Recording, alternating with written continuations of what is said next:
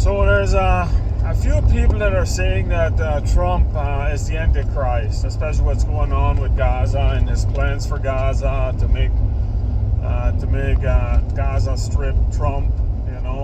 The Gaza build it up to be like a resort, but that's a big improbability because lots of things have to fall into place. If we go to Ezekiel, it says when Russia, China, India, and the Muslim countries go against Israel, it says that the isles will say, oh, what are they going to do? They're going to go plunder. They're going to go take a bit of stuff. They're going to do this, right?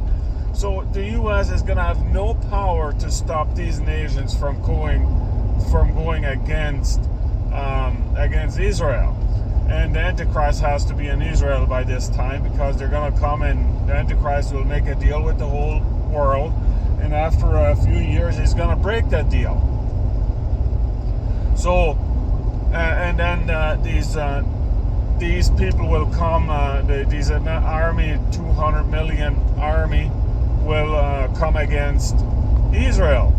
And 2 years ago, I released a video figuring out how many soldiers these people had, with Egypt and all those, Russia, China, and it was only at 22 million soldiers, and that's in reserve. Of course, now Russia has built up more soldiers because of the Ukraine war, and they're going to continue doing that. So it'll take a few years, and Trump is not that young anymore. He's he's too strong for the U.S. to become weak. So the U.S. has to become weak in order for the Battle of Armageddon to happen. So this is one big thing about Trump being the Antichrist.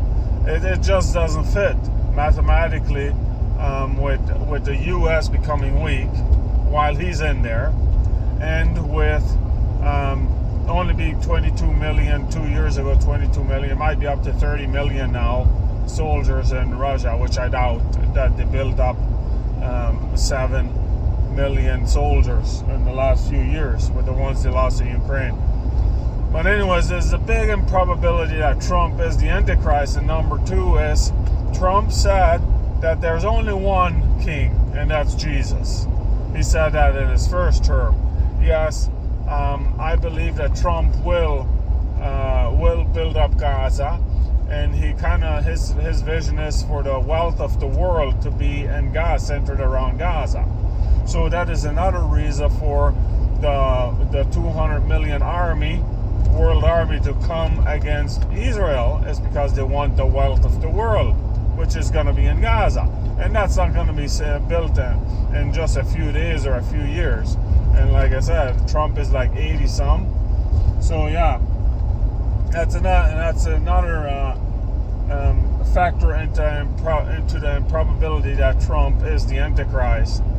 Yes, in the first term, Trump did become a Jew, and yes, the replica of the Ark of the Covenant was in Mar-a-Lago a few months ago, and it's probably in Israel by now. So in this term, the Jews, the Zionists, want Trump to build the temple. And the temple has to be built before all this other stuff unfolds.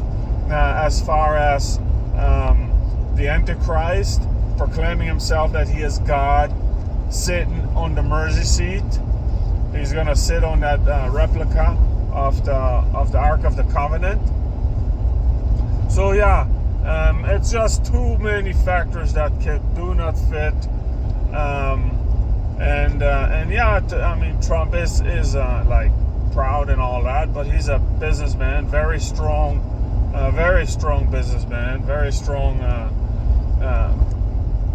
military man. He knows what it takes to get the military up there, and he'll take advice from his generals, unlike Biden and Obama and them.